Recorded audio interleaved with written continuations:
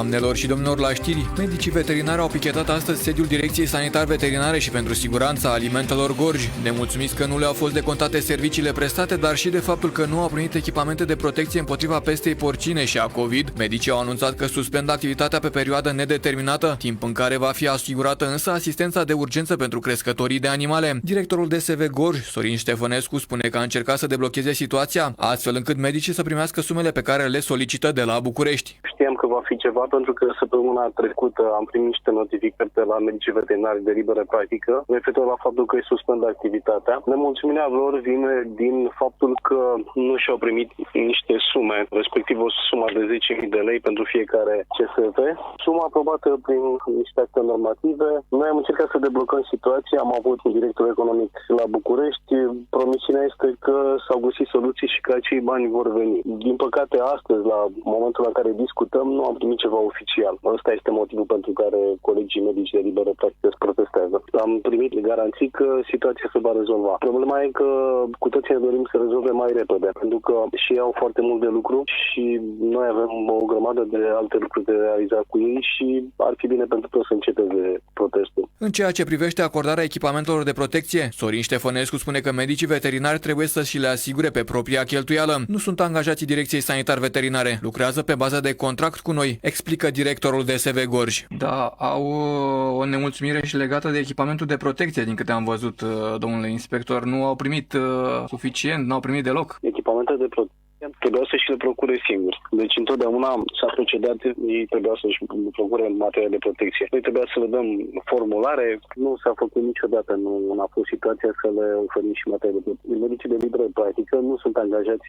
în profesia județean, lucrează de bază de contract cu noi pentru realizarea unei acțiuni. Și nu este blocată activitatea sau nu sunt blocate activitățile la nivel județean dacă s-au suspendat din activitate? Am constatat că se mai lucrează, adică nu la același ritm la care era în săptămâna anterioare, dar totuși mai activitate. În perioada asta, ca și program strategic, există niște probe de recoltat pe encefalopatii spongiforme, există campania de vaccinare împotriva rabiei la câini și la pisici, deci cam astea sunt acțiunile noastre. În rest, identificare la animale din toate speciile, cam astea sunt acțiuni pe care trebuie să le presteze de baza contactului încheiată cu ei.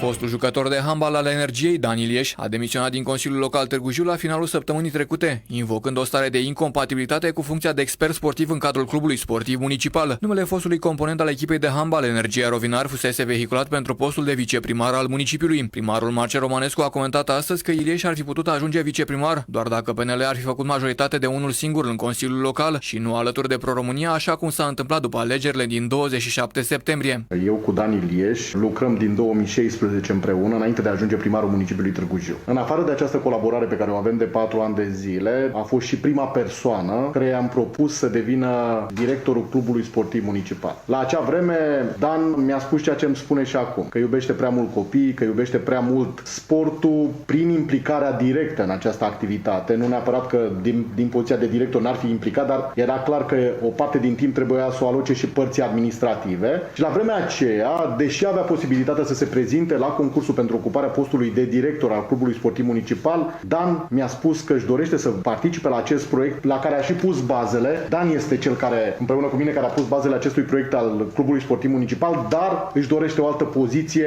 care să poată să păstreze legătura cu clubul în mod direct. De data aceasta trebuie să recunosc că am avut o discuție cu Dan înainte de începerea alegerilor locale, în care am fost extrem de corecți unul cu celălalt. Dan mi-a spus că oricum sufletește este alături de mine și alături de echipa mea și că își dorește să se implice activ în acest proiect în care crede. Eu i-am spus că dacă vom avea posibilitatea să avem 2 viceprimari după alegerile locale, poziția a doua, poziția pe parte sportivă și evenimente, îi va reveni lui Dan Ilieș. Și dacă puteam realiza o majoritate doar din consilierea Partidului Național Liberal, Dan era opțiunea noastră pentru această poziție. Primarul Romanescu susține că Dan Ilieș va rămâne în echipa PNL Târgu Jiu, chiar dacă a demisionat din postul de consilier municipal. municipal. Eu îi văd un viitor extraordinar lui Dan. Este un om deosebit, un caracter de excepție. Dacă la viitoarele alegeri își va dori să candideze, va avea o șansă extraordinară, a comentat edilul după demisia prietenului său. Alegerile au fost alegeri, au trecut. Eu spun că din fericire am găsit un partener corect care a venit alături de noi pentru următorii 4 ani de zile și aici mă refer pe de o parte la Pro-România, la domnul deputat Văcaru, pe partea cealaltă la Gabriel Coica, care este deja viceprimar al municipiului Târgu Jiu, și în momentul acela Dan a spus în felul următor: rămân în echipă, îmi voi susține în continuare proiectele pe care le-am demarat și pe care le-am propus cetățenilor, dar din poziția de expert al Clubului Sportiv Municipal. Dan este încă membru și va rămâne membru al echipei și al autorității pe care o conduc eu și a Partidului Național Liberal, din care a făcut parte înainte de a candida pentru funcția de consilier. Eu personal îi văd un viitor extraordinar lui Dan. Trebuie să vă spun că am un regret pe care l-am spus și sunt sigur că are și el regretul ăsta. Dan este un om deosebit, un caracter de excepție și mai mult decât atât, la vârsta pe care o are, eu cred că Dan poate face performanță în orice domeniu, nu numai în sport, chiar și în politică. În condițiile în care la viitoarele alegeri își va dori să candideze de pe orice poziție, Dan are o șansă extraordinară pentru că este bărbat în adevăratul sens al cuvântului, adică un om care, dacă își asumă un anumit obiectiv și îl duce la bun sfârșit, așa cum a procedat de fiecare dată ca sportiv, cum este acum coordonatorul secției de handbal, și ca politician. S-a implicat foarte mult, n-am decât mulțumiri să-i adresez. Suntem într-o echipă extrem de sudată, suntem prieteni înainte de a fi colegi de partid și sunt sigur că Dan va rămâne în această echipă foarte mulți ani de acum, cu rezultate de excepție în orice domeniu în care își va dori să se implice. Un partid politic renunță la campania electorală din poartă în poartă la Gorj. Este inuman să ne văităm că avem victime și multe cazuri de îmbolnăviri și să jucăm în picioare principii în disperarea de a lua voturi, declară Nicolae Ivăniș, candidatul ecologiștilor la Camera Deputaților. Acesta acuză partidele mari că sunt inumane și că vor să folosească aparatul propriu pentru a împinge pe oameni cu japca la vot.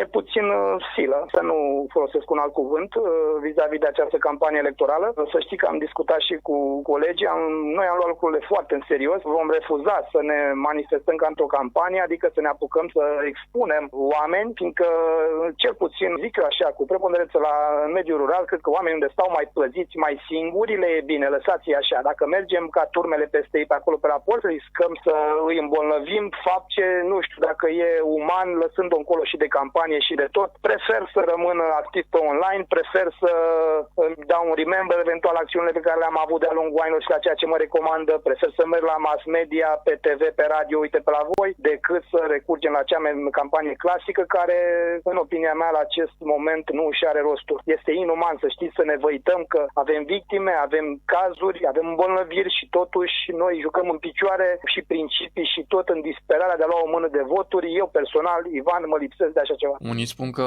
acest tip de campanie avantajează partidele mari. Fără discuție. Tocmai pentru că sunt lipsite de principii, sunt inumani și sunt dispuși să-și folosească aparatul propriu și să împingă oamenii la votare ca pe oi. Aici este problema, să folosesc un termen care doare poate, dar asta se va întâmpla. Având un aparat bine pus la punct și aici mă raportez la primari consilieri, își vor împinge electoratul cu japca la urne, adică îi vor expune într-un cuvânt. Nu mai discutăm despre faptul că încep să se perinde pe la ei pe la port, încep să aibă interacțiuni, fapt încă o dată care la acest moment se presupune că ridică riscul de îmbolnăvire a celor persoane care de bine de rău stau mai izolate și aici mă raportez la mediul rural în special. Și nu în ultimul rând, să știți, și la oraș. Trebuiau testați la începutul școlii toți elevii și toate cadrele didactice. Nu s-a vrut, așa că acum tot învățământul se face online, declară Constantin Huică, liderul Federației Sindicatelor Libere din Învățământ, filiala Gorj. România a intrat în carantină parțială pentru 30 de zile, ceea ce înseamnă și că elevii vor face cursuri pe internet. Huică este de părere că ar fi trebuit introdusă carantină parțială în luna septembrie, pentru a nu se ajunge acum la 10.000 de cazuri de infectare cu COVID-19 pe zi. Am spus acest lucru, măsurile care trebuiau luate încă de la începutul școlii, încă din luna septembrie, când trebuiau verificați, testați toți copiii, toate cadrele didactice și aveam un învățământ, cel puțin un învățământ curat. Nu s-a vrut, nu s-a ignorat aceste solicitări, că nu erau doar ale mele, ci ale sindicatelor de a face aceste verificări. Nu s-a vrut și ia că acum s-a ajuns ca tot învățământul din România să intre online. O carantină de 2 săptămâni, cum se impunea în luna septembrie, la începutul școlii, era cea mai eficientă pentru toată România. Noi facem pe dos. Alte țări deja au închis, au intrat în carantină ca să liniștească fenomenul de răspândire a bolii și ca de sărbători ca lumea să se poată bucura de sărbători. La noi trebuie neapărat să ne bucurăm de alegeri, nu de sănătate și de o viață liniștită, să întâmpinăm sărbătorile liniștiți. Constantin Huică atrage atenția că școala online este bună doar pentru elevii care își doresc cu adevărat să învețe. Cei dezinteresați nu vor mai putea fi obligați de profesori. În primul rând, e situația că programele școlare nu au fost modificate și va trebui ceea ce se făcea față în față la școală, trebuie să-l facem acum online. Online, în condițiile în care nu putem avea un control 100% asupra însușirii materiei de către copii. Așa la școală veneau, primeau informațiile, puteau să fie verificați, profesorul reușea să găsească, să-l facă să înțeleagă. Așa în mediul online, nu. Acest lucru nu se va putea face. Am înțeles Decât pentru cei care cu adevărat vor să învețe. Așa la școală erau trași toți copiii și cei care nu îi interesa prea mult școala, tot rămâneau cu ceva. Parlamentul a adoptat legea pentru acordarea unui stimulent de risc pentru personalul din învățământ în contextul situației epidemiologice determinate de răspândirea coronavirusului SARS-CoV-2. Potrivit legii, beneficiază de un stimulent de risc în cuantum de 2.000 de lei lunar personalul didactic și în cuantum de 1.500 de lei lunar personalul didactic auxiliar și personalul nedidactic. Numai că guvernul a atacat la Curtea Constituțională actul normativ. Liderul sindical Constantin Huică spune că un profesor intră în contact cu mai mulți elevi decât intră un medic cu pacienții zilnic. Am înțeles că se va da stimulent de risc, domnule președinte, și în educație, dar se va acorda acest stimulent și în cazul școlii online? Acest lucru nu avem de unde să știm și nu cred că se va acorda și este normal atâta timp cât nu suntem în contact cu elevii. Dar probabil dacă se va reveni, când se va reveni, este bine ca să-l primim. Să vedem ce se va întâmpla, că am înțeles că domnul prim-ministru contestă hotărârea Parlamentului de a acorda acest sport de risc în sistemul de învățământ. Dar cadrele didactice, dacă un medic intră în contact cu 15-20 de pacienți pe zi, un profesor intră cu peste 100, pentru că are 6 ore, intrând la 6 ore, 6 clase, ori 15 copii, cu câți intră în contact într-o singură zi. Doamnelor și domnilor, buletinul local a ajuns la final. Mulțumesc pentru atenție. Rămâneți alături de Radio Infinit.